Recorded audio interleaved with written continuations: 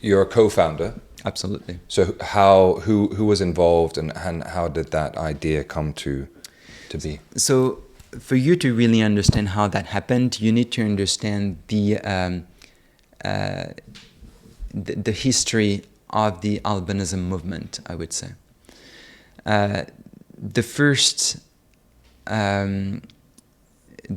albinism organizations that were created were launched in the late 1970s. The first albinism association that we know of is the Tanzania Albinism Society. It was created in 1977.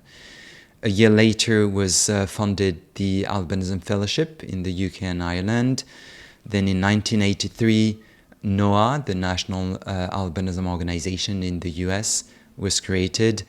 And then more and more albinism associations were created over time. The first attempt to form some sort of alliance at the global level was made, I believe, around 1992. It was called the Albinism World Alliance. Unfortunately, that initiative did not reach sustainability, and it just disappeared a few years later.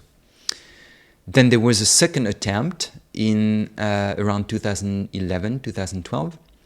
I was part of it. I was not the driving force, but I was a part of that group. It was called the World Albinism Alliance. We had to come up with a different name. And it was initiated by people from the Albinism Fellowship of Australia. Again, unfortunately, that initiative was not successful. So the first successful representation of the albinism movement is, in fact, happened in 2015, when the United Nations created a mandate on albinism and nominated an expert to hold that mandate. So it's not per se the voice of the albinism community, but it's still a global representation of the albinism community. The first expert who was nominated is Miss Ikponwosa Ero. I got to meet her a few years later after she was nominated, around 2017, 2018. And that's when the idea of a new attempt of forming a global alliance for albinism was first discussed. I discussed it with her together with another prominent leader of the albinism community, McGowan, who back then was the executive director of NOAA.